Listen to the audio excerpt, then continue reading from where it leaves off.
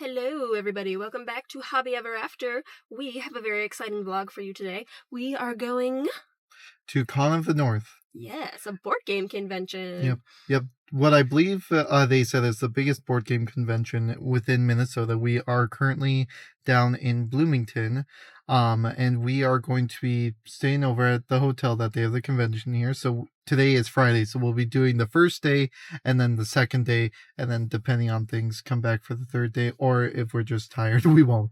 But yes, this is a board game convention, purely like board games, so that includes regular tabletop games, RPGs. They even had like a LARPing thing too, which I'm like, oh wow. Miniature games, magic, other TCGs and stuff like that. So really nothing that involves technology.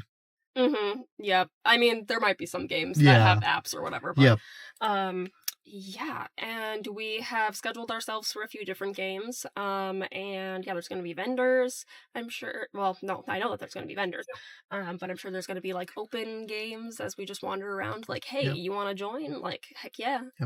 Yeah, so what we have today, we have a RPG planned where we are playing as, like, little animal critters in this world where animals have awakened, and then we are going to be playing Disney Villainous as well today. Today, it's just those two things, and then probably playing some other games by ourselves, but just looking around, grabbing some merch. We don't really know what to super expect other than board games, so should be very interesting. And dice. We're definitely going to get dice. Yes, dice, definitely dice.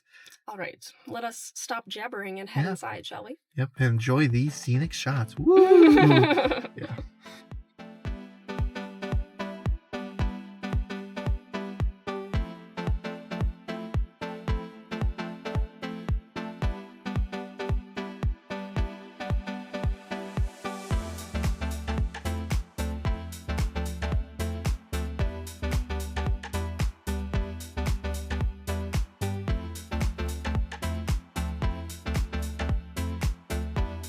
Seem to have gotten here before our GM, so we are chilling, we are getting ready, and yeah, we're ready to go. Yeah. Let's play some D&D.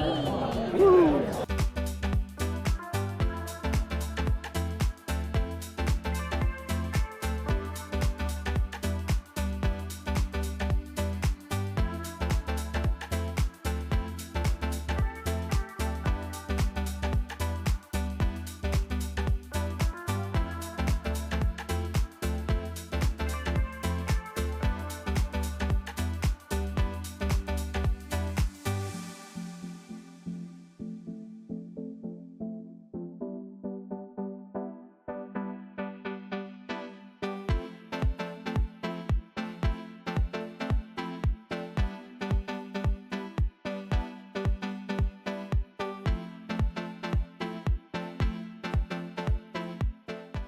Hello everyone.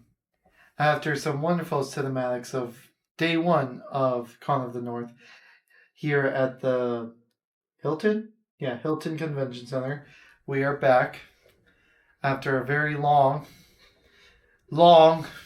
game of Disney Villainous, which we had 6 people? 8. Yep, we had 8 people playing, 3 of which were new, and then us 2 and 2 more. Well, no, or 7 playing. 7, and then the guy that was teaching. Yeah, Pete didn't play. He said he was thinking he was gonna play, but he needed to help the others. Yeah. So 3 hours and 45 minutes later, we are now here, and really fun, really great, really good. Definitely would recommend. Friday, a lot of people were saying it's gonna be super busy tomorrow. Like today, it had the most openings for a bunch of games and stuff like that. Tomorrow we've got a lot of other fun stuff. We're playing Unmatched in the morning. I'm playing Wonderland's War, some Commander, and then we're ending the day with Flip 7. And you're playing Wyrmspan? Wyrmspan, yes, Wyrmspan. But yeah, let's just show like what we got today. So for my end, I got Ethnos, 2nd edition. It's where you're playing as one of the 12 sort of spiritual clans in this sort of Japan. And it seems to be a very big strategy game. Each clan has its own sort of thing going on. It's where they're all trying to become the next emperor. And along with the purchase, you got Ethno 2nd edition promo clans. So it might be 1 to 2 more clans. So making it like 14 or adding on, we don't know. But now on to you, love. Yeah, so I picked up 2 games that, surprise, surprise, Foster the Meeple, have played, and so I wanted them. Yeah, River Valley Glassworks. I know you're building a river, and you're taking some stones, and you're some cute animals, and it has a solo mode, so what more do you need to know? And then Citizens of the Spark, I saw they had like a pre-release or something like that. And yeah, we got a little expansion pack as well. But yeah, it's a card game, and you're collecting sparks or something, and the art's really pretty, and yeah, it has a solo mode, and I'm excited about it. And the guy that we bought it from seemed pretty excited, and he said that the designers or whatever is here. Yep. So maybe we should look for them. Yep. But and that so there's the base game, this little expansion. And then also a playmat that you can get with it as well. But we were like, but we're fine. We're good. Mm-hmm. Yeah, and then I got some dice. This one. Yeah, from a Total Party Kill game. So basically TPK. These 2 were from there. I'll probably put up closer.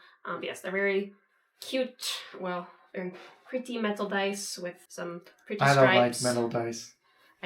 They're so shiny and nice. And so that's why I also got this one. I got this and the River Valley at the same booth. I don't remember what it was called. I'm going to look tomorrow, so I'll probably put it right here. So yeah, that was those 2. But yes, I kept going past these and I was like, oh my god, so shiny, I need. But looking closely, it looks like that paint comes off pretty easily. But that is okay. We will be gentle. Yeah, but we are excited for day 2. We're excited for all this sort of stuff to come out to do. We haven't really played anything not scheduled or not super done. Hoping to maybe do that tomorrow, depending on how tomorrow goes. But we will see you guys then tomorrow, and for a lot of other fun stuff going on. Good morning. Oh yeah. Oh, sorry, that was not planned. No. Yeah, we just had breakfast. It was good. Yeah. It was hotel breakfast. We realized we forgot to talk about the D&D that we did yesterday. Yes. So yeah, what did we do? We played. We'll put down the names down below, and we'll probably talk about them later in the vid. But we played with a former module creator. His nickname was Bear, and then with his friend who does a bunch of like interviews of game designers and other stuff. And we played as awakened animals, where I played as a panda bard. Mm-hmm. And I was a cat warlock. Yes. Yes, in this world where animals have awakened and the artifact that made them awaken disappeared, so we had to talk to different people and then grapple a spaghetti monster as a very small baby cute spaghetti monster. Yes, as we are now the fostering it in the ways of it good. Yeah. Yeah. Our characters are teaching it good. It's too early in the morning. Yeah. I haven't had any good caffeine yet, so yeah. Mm-hmm. But yeah, no, it's very fun, very great, very wonderful time. Good way to start off the con and stuff like that. And so now we are on our way to go play Unmatched. I'm hoping to play, it said the T-Rex, so I'm like, ooh, I would like to play the T-Rex from the Jurassic expansion. Yeah, I don't know what I'm going to be yet, but we shall see. Mm-hmm. All right, let's head down. Woo!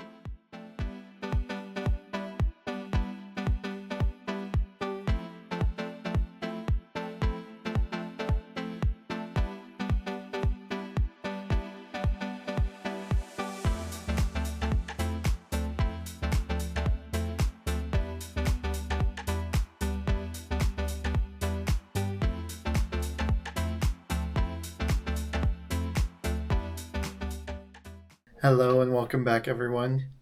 We are back in our lovely apartment after our wonderful day 2 of so much fun at Con of the North, where we have gathered everything. We have taken time to relax, chill, reconstitute ourselves after the very socially exhausting day. But here we are again. Yes. How was your day 2, Elsie?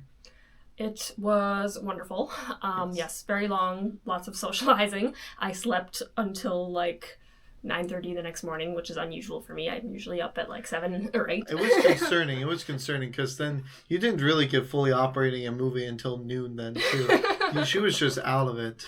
It was just like what happened, but that's what happens when introverts go to a convention all around board games. And we weren't even around each other for a lot of the second day too, because as we had previously said before, we were in Unmatched, where our first game, I was the wonderful T-Rex from Jurassic Park.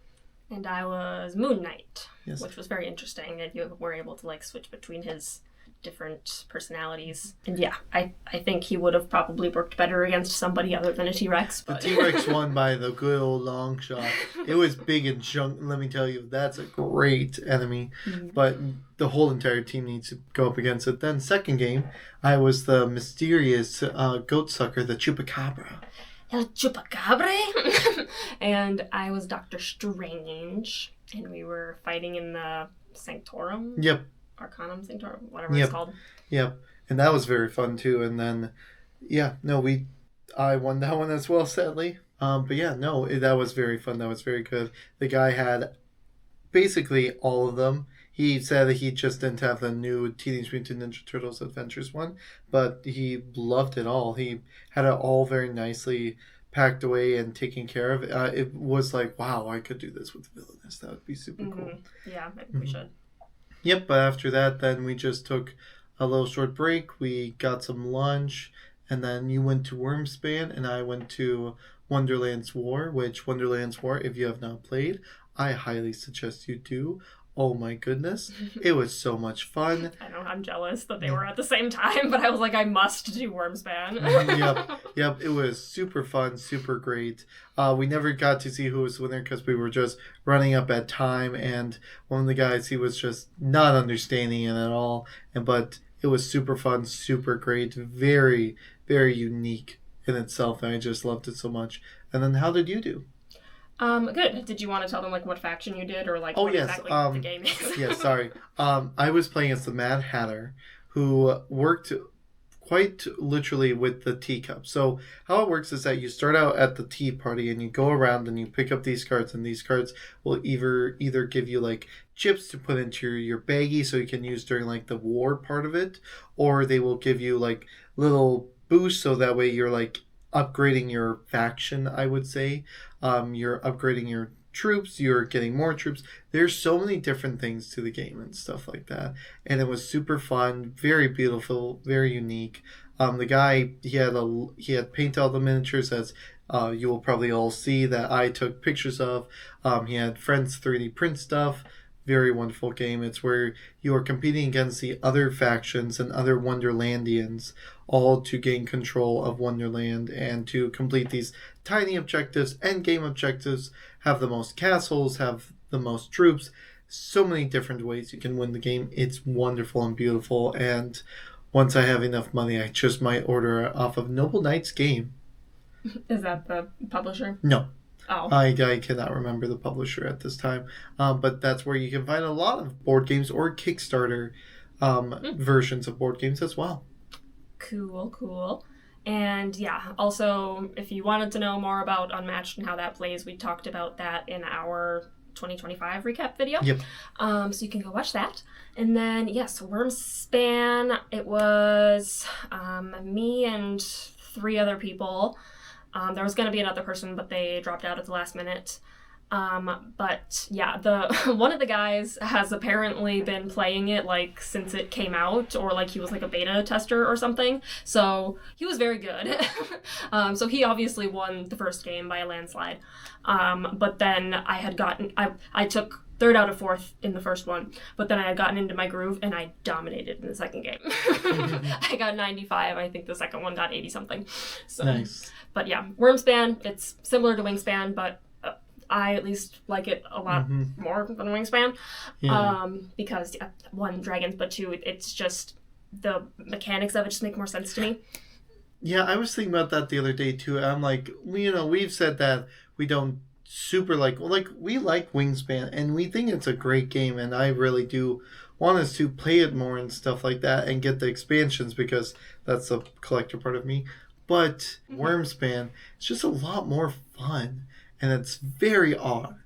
And even though they're supposed to be like super similar, but just completely different groups. Like I feel like Wingspan, I'm not knowing what I'm truly doing until the end. Whereas Wyrmspan, I feel like I'm doing what I'm doing from the beginning. It's very odd. Mm-hmm. Yeah, you can kind of figure out a strategy pretty early on, and then, yeah, my strategy, if you were curious, was tucking cards. I got like a couple hatchlings. No, because the fledglings are the new ones from the Dragon Academy, which we were playing with also. But I had some hatchlings that did like if you tuck 3 cards under here, then you get to do this and this, and so the points stack up. Oh yeah, the tucking card mechanic is very big. It's so good. Yes, but otherwise, after Wonderland War, I went to go play some Magic Commander that they had a sort of an event for. Played with 2 newer players, which I felt very bad for. I was playing an Edgar Markov Vampire Tribal deck. If any Magic the Gathering players know who that is or what it's all about, it's what you thought. It's a very aggressive vampire tribal deck. And these gals, they were both playing precons. Both of the Bloomberg precons, too, which was very interesting. They both were very powerful, though.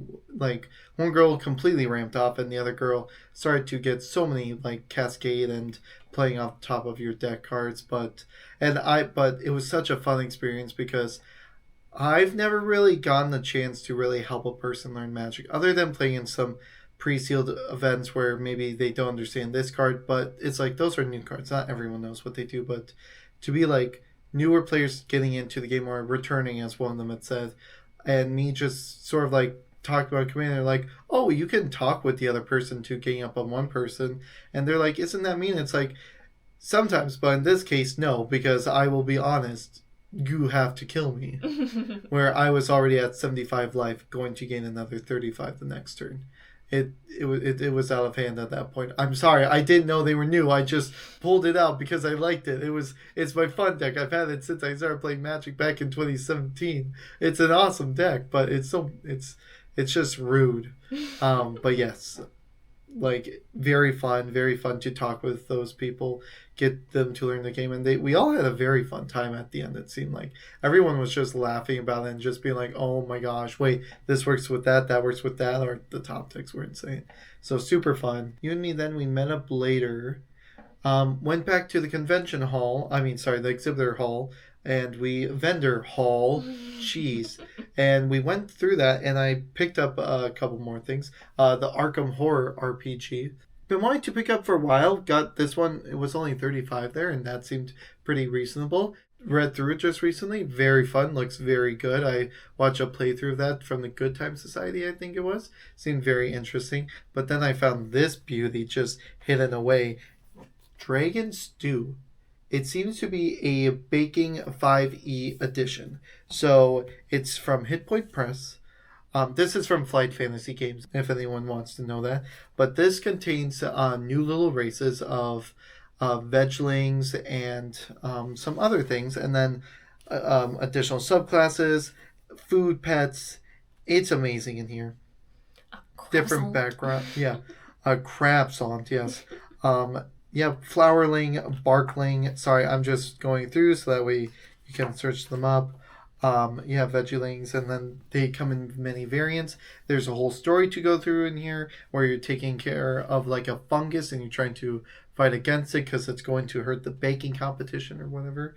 But seems very fun. I just used this in our Sunday night game where I had 2 players. They rolled, and I was like, if they get above 90, they get something from this.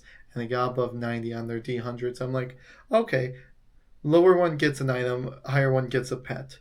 And the lower one got a fork that can lift up heavy things. And then the other one got a teacup dragon. Teacup dragon, yes. Yeah, and they seem very excited. Then will show up on the screen confetti dice, or at least that's why I call them confetti dice. I need to get new bloodstain dice because I lost one of them. I think I lost the D20 of the bloodstain dice, which is very odd. So I found these. I'm like, these are wonderful. I love birthday cake flavored things, and it reminds me of birthday cake. Yes. But then after that, we played Witch's Quarrel. Mm-hmm. Yeah, it was a demo of a new game. I believe he said this was his first game that he's made. Yeah, first game succeeded on Kickstarter. Okay, yeah. It was. He said that the Kickstarter had like closed, but you could do like late pledges. Mm-hmm. But yeah, basically it was a 2-player legacy deck building game, is how he described it. And basically you're each playing as like a young witch, and you're like doing little battles with each other to like train your magic, basically. And yeah, like whenever you do a certain amount of spells or anything, like then you complete a ritual, and then you get to open a new envelope, which gives you another little story and more cards to buy from the market. Yeah, it was definitely interesting. I thought it was an interesting choice just to have just of the main characters, just like 2 young girls, just kind of like play fighting. Yeah. I'm sure it probably gets deeper than that if you go farther into the story. But yeah, definitely unique. Yeah, no, definitely very unique. It didn't really settle with me. I felt like it was just like, I don't know, this isn't really bringing me in. I wish like maybe these 2 girls were fighting up against like an enemy of sorts or something, and that was their adventure, like more action packed. Maybe you get to choose like a path to go down, like this girl is now like on the path of hatred or the path of light or something like that, and like you could just either choose it or roll it randomly too. Like I've just been thinking about it, I'm like there are more different unique ways to go with it. I feel as though this was definitely it wasn't a bad game, it just isn't one that I think I would play again, just because I didn't really enjoy it. It was just very interesting. And then like you could stack the cards I used on the bottom, which worked out because some cards needed to be played in a certain order. But I'm like, Magic's crazy. Magic's just random. Like maybe as you grow older, you're able to like look at the top to rearrange them and stuff like that. But like all the spells you cast that turn to like put them down underneath, I like that pre-planning, but it just doesn't really settle with me. Yeah, it was interesting because I think you said it was like a little too simple for you because obviously the point is to like keep going and like get more cards and like actually build a deck. So I guess I didn't mind it as much because I'm sort of used to those types of games like Wizard 101, where you start out as a young little wizard and you have very little spells and then you get more spells. Yeah. So that's probably why I was like, oh yeah, okay, I see. Yeah, but that was all good and fun, and then we went back out and we went to play Flip 7, which we had a fun, amazing time there playing Flip 7 with everyone and stuff like that. You got horrible draws. Yeah, the first game, it absolutely hated me. Literally, every time I would get dealt my second card, it would be a bust. And I was like, bro, just give me your chance. Yes. But yes, then the second game, once again, I dominated. I win. Yeah, and I was just like, I like Flip 7. I think it's fine. I think it's a very fun party game, but I'm a gambling man. I mean, just hit me. Yep, definitely gambling. And one of the other guys we were playing with too was always trying to go for the 7 cards. I mean, he got it. Yeah, once, I think, out of 8 times he tried. He got so close each time. That was and that's the point. But yeah, it's definitely super fun. And they were saying, like, I don't know anybody who's played this game and then hasn't gone out and bought it themselves. And that's very true. And one guy did order it on Amazon and stuff like that. Yep. I think that did happen in like every event we went to. Someone just like was looking at the game of how to buy it and then stuff like that, which is very fun. Yeah, and then that was all we did because we didn't want to stay any longer. We were so tired we wanted to head back home and stuff like that. If we were probably closer and we had that Sunday off of not doing anything and whatnot, probably would have gone back down there. I would have definitely played. And if you ever do go down there, definitely like really plan out your time, because sometimes those games can run really late, especially if it's like one person who is not understanding the game, or the person who's hosting it is just trying to help out one other person, but there's so many new people. Like that's the thing, like try and make sure to plan out your schedule so maybe you do have that time, like that little spare time, just in case, so that way you're not late to your next event. But things happen. And no, everyone there was very good. Like, if anyone showed up late, they were like, "Oh yeah, just sit down, we'll deal you in," and stuff like that. Or like, "Do you know how to play?" Yeah, okay, then you're perfect. Just sit down, and there we go.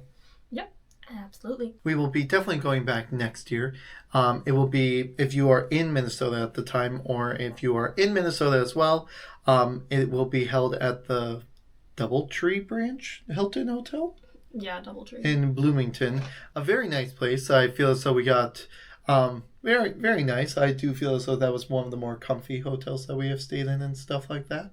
The breakfast was pretty good too. No pancakes or waffles, and you have to pay $15. And the restaurant there, the Cedar or whatever it is, maybe if you want something there, maybe. But if you're so desperate, you can just walk to everything. Like all around there are restaurants, there are stores and stuff like that. It's amazing. Yeah, definitely a good spot. And yeah, we talked to somebody who had like gone to it previously back when it was up farther north, and he was like, yeah, I like this space a lot more. So yeah, no, very nice, very big. They do have rooms for people who, if they need to chill out mentally or physically, socially and stuff like that. They have those quiet rooms, which I love seeing. I'm just like, if I ever do need one of those, that's so great. That's just amazing to have just in case. But yeah, otherwise that's also a thing. Noise level, it does get pretty loud, especially in some of the ballrooms. It does get really loud and stuff like that. Usually though, we can still hear the other person unless the person has hearing problems and stuff like that. Then you have to yell. Then it gets very loud. But yeah, definitely next year, definitely I want to host some games. I want to bring down Villainous because I feel as though that's the game that I'm most well versed in. And I would love to just show that to people, play them with it, and just like really just be there, that teacher sort of thing. Because I feel like we both did that in different games and stuff like that. We were the teacher almost and stuff like that. Gave hints, helped them. And also Disney Villainous is just a great way to meet other Disney people. Like during our not 3-hour Disney Villainous game. It was like I think it was 2 hours 45. Yeah, about 3 hours. During when a couple of people needed help with their turns, and the guy was talking with them, we had wonderful Disney conversations with people. Wonderful conversations about the new upcoming movie Hoppers, the new movie Goat that just released. Previous things, we talked about Elementals, we talked about Donald Duck stuff. Yeah, it was very fun, very good. We talked about other villainesses because other people do have them. They just don't ever get to have them out, or they don't have the people to play them with. And they're like, are the expansions any good? Talked about them. Very fun. Yeah, super fun. Because yeah, like the guy who was running it, he was good, and like he was knowledgeable to a certain extent about some of the villains, but some of them he wasn't as knowledgeable as. And he also thought that you could mix the Disney villainous and the Marvel villainous, which we were like, are you sure about that? So we were all playing Disney, and then one new little girl was playing as Thanos, and I was like, I'm so sorry. I felt so bad. Like, and if you're in moments like that, guys, if you know how to play the game, if you feel comfortable with it, if they feel comfortable with you helping, then just help. Because that just helps progress the game. It helps getting everything sooner done and stuff like that. It's just so that way, because we did feel bad, because it was like, oh man, we're getting so stuck up on one or two people, and then everyone else is waiting, like just helping. Because I've played Maleficent quite a bit. Actually, I think whenever I do play her, I do win with her, and so I was just helping out the other gal and stuff like that. You played the old Ursula, because this was the first base edition as well, green box for people to remember. So this is old Ursula. This is the more difficult Ursula. Yeah, I didn't help her out as much as I was going to, but like the guy, he was going around every time it was a new person's turn and helping them. Yeah, that was like the first board game we ever played together was when I played Ursula. Yep. That was a long time ago. Yep, I remember that. I'm like, oh gosh, yeah, because we had just made your D&D character, and then you were like, let's play a board game, and so I pulled up Villainous, and there we go, and we've been wanting to get through all the characters and stuff like that, and we also want to take on from Foster the Meeple Jamie and Jeff, you guys should definitely go check out their content right now. You may see that there may be nothing super new other than their Gameathon, which was amazing and wonderful from what we saw of it. Sorry, we were so busy. We were just watching during our breaks and stuff like that.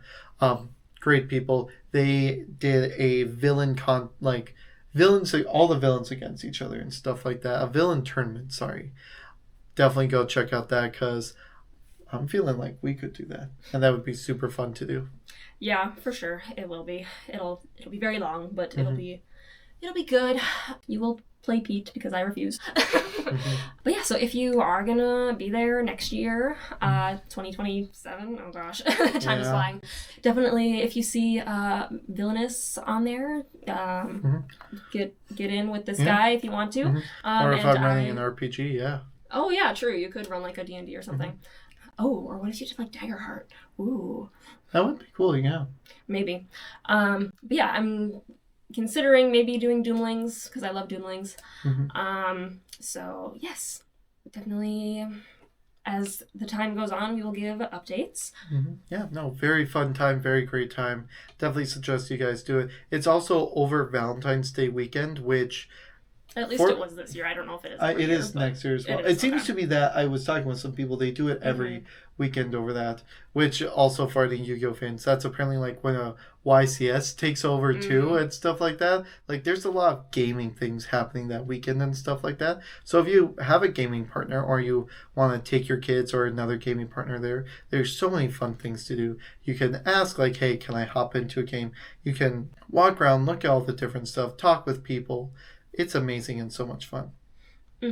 Yeah, because like they have like the rooms where you like schedule yourself into games, but then they have a whole bunch of like open gaming tables where people just bring their games and play, which we didn't know about that. So next time we'll probably bring some of our own games. Yeah, we didn't know how it was going to be really set up and stuff like that because sadly there aren't too many vids of that, of like Twin Cities Con, of Con of the North, and we want to start getting those out there to start educating people, to start showing them like, hey, here's how it looks, here's how it runs, to give you all a better understanding. Oh yeah, that was the other thing I was thinking about. We did see some cosplayers as well. It was very cute. I saw somebody as like Merida. There was a whole family that was like Mario. Yeah, and then there was a Waluigi and Wario, and they were playing like it's like a gambling Mario Kart thing or whatever with like Tootsie Pops and stuff like that. And they had all 3D printed. It was very funny. I think it was called like Pitch Cart. Yeah, Pitch Cart or something like that. It seemed very fun. Someone from... I thought she was from Toilet Bound Hana Cocoon because of how the dress seemed to be. But it was actually from Genshin Impact, which, if you ever see someone and you really like their cosplay or even really like their outfit, just give them a nice compliment. Because it'll just help a person stay and stuff like that. It'll be really cool. Yeah, 100%. Definitely keep an eye out for our February recap video where we talk about the games that we've played, because we've actually played more than just the 4 that we were planning to. And check out the January vid as well, which should be coming out very soon. Sadly, life got in the way. We've internet issues here. Yeah. Internet issues. Definitely not a broken hard drive. It was both our faults. Yeah, it was. So if you have enjoyed, if you could hit the thumbs up button, we'd really appreciate it. And if you'd like to join in the hobby ever after, be sure to subscribe. And we will see you all later. That's a 13. You passed to subscribe. And see you all later in the hobby ever after. Bye.